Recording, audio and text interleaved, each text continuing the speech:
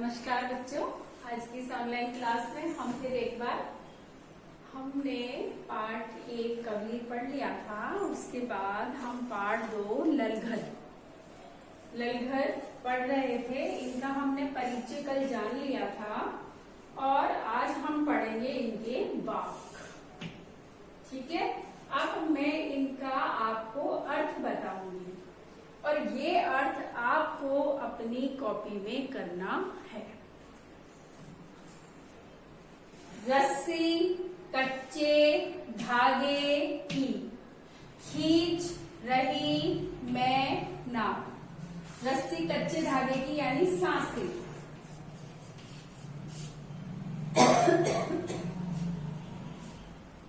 सांसें है ना। जाने कब सुन मेरी पुकार करे देव भवसागर पार। मैंने आपको बताया था कि पहले वाक्य में कवयित्री ईश्वर प्राप्ति के लिए किए जाने वाले प्रयासों का वर्णन कर रही है। तो देखो, कवयित्री क्या कहती है कि मैं सांस रूपी जो रस्सी है, सांस रूपी जो रस्सी है उसकी नैया को या सांस रूपी रस्सी के जो धागे हैं उसकी नाव को मैं खींच रही हूँ। कवयित्री क्या कहती है, सांस रूपी रस्सी के जो कच्चे धागे हैं उसकी नाव को मैं खींच रही हूँ। जाने कब सुन मेरी पुकार करे देव भवसागर पार। पता नहीं भगवान जाने मेरी कब पुकार सुनेंगे, मेरी बात कब सुनेंगे और मुझे इस संसार सागर से पार करेंगे। संसार सागर से पार करेंगे अर्थात मुझे भवसागर पार कराएंगे। पानी टपके कच्चे सकोरे व्यर्थ प्रयास हो रहे मेरे। यह कच्चे सकोरे यानी क्रिया कर्म के लिए आया है, धार्मिक क्रिया कर्म। इसके लिए आया है, धार्मिक क्रिया कर्म के लिए आया है। कवयित्री कह रही है कि मैंने बहुत सारे धार्मिक क्रियाकर्म किए लेकिन मेरे जितने भी सारे प्रयास थे वो सब क्या हो गए, असफल हो गए। सारे प्रयास मेरे असफल हो गए, बेकार हो गए। ठीक है, जिस प्रकार जो कच्चा सकोरा होता है यानी जो मटके और ये देखे ना आपने, इन सबको पहले आग में पकाया जाता है, लेकिन यदि कच्चे में पानी डालेंगे तो उसमें से पानी तो लीक हो गई, पानी तो टपकेगा। तो वो क्या कहना चाह रही है कवयित्री, पानी टपके कच्चे सकोरे व्यर्थ प्रयास हो रहे मेरे। कवयित्री कहना चाह रही है कि मैंने अपने जीवन में बहुत सारे धार्मिक क्रिया कर्म किए किंतु वह सारे प्रयास अर्थात ईश्वर को पाने के जितने भी सारे प्रयास मैंने किए वो सब बेकार हो गए, क्योंकि वह तो इस तरह प्रतीत हो रहे हैं जैसे कच्चे मिट्टी के बर्तन में पानी डाल दिया जाता है और वह टपकता रहता है। जी में उठती रह हूँ यानी दुख होता है ना।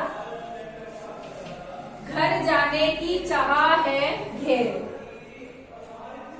ये सारे प्रयास बेकार हो गए, इसलिए मेरे जीवन में अब रह करके दुख की आहार बढ़ती हूँ और मुझे केवल घर जाने की चाह अर्थात ईश्वर के धाम जाने की इच्छा है। ईश्वर के धाम जाने की इच्छा है। एक बार वापस देख लीजिए, वापस सुन लीजिए।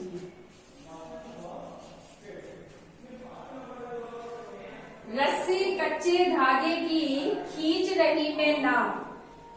जो मेरी, कवयित्री कह रही है, जो मेरी सांसे है ना, सांस लेते हैं, ऑक्सीजन लेते हैं, कार्बन डाइऑक्साइड छोड़ते हैं, ये वाली सांस। कि सांसें रूपी जो रस्सी है उनके कच्चे धागों की जो नाव है उसको मैं खींच रही हूँ, पर पता नहीं भगवान मेरी पुकार कब सुनेंगे और मुझे कब भव सागर पार कराएंगे, अर्थात इस संसार से मुक्ति दिलाएंगे। पानी टपके कच्चे सकोरे व्यर्थ प्रयास हो रहे मेरे। मैंने अपने जीवन में बहुत सारे धार्मिक क्रियाकर्म किए, किंतु उनको करने के जितने भी सारे प्रयास थे वो सब क्या हो गए, असफल हो गए, बेकार हो गए। अब मेरे हृदय में रह रहकर दुख की आहट होती है और मुझे केवल ईश्वर के घर जाने की इच्छा है। ये हो गया आपका ये एक कंप्लीट। खा खाकर कुछ पाएगा नहीं, न खाकर बनेगा अहंकारी, सम खा तभी होगा संभावी, संभावी यानी समान भाव, समान भाव। खुलेगी साकल बंद द्वार की।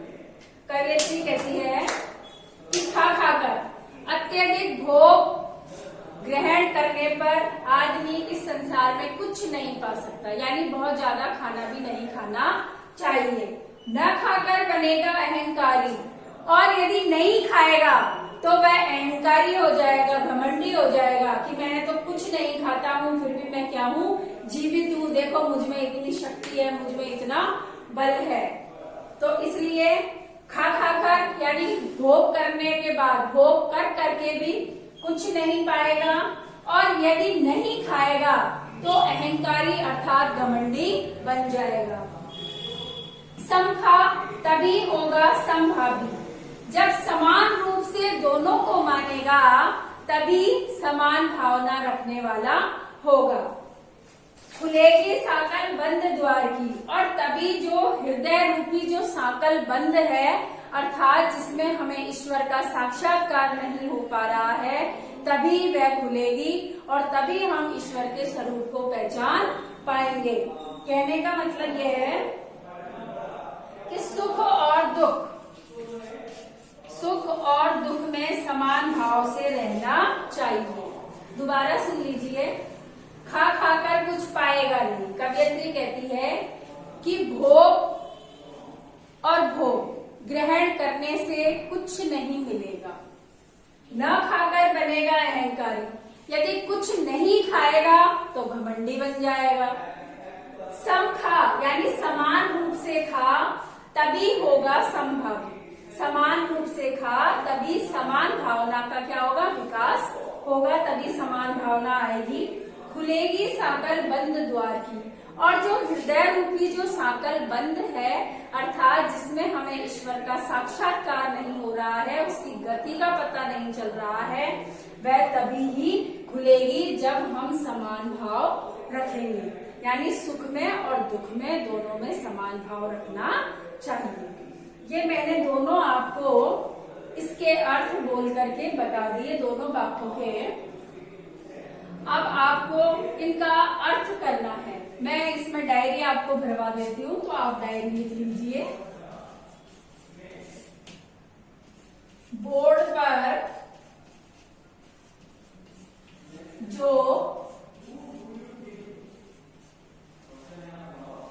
पर जो वाक्य लिखे व समझाए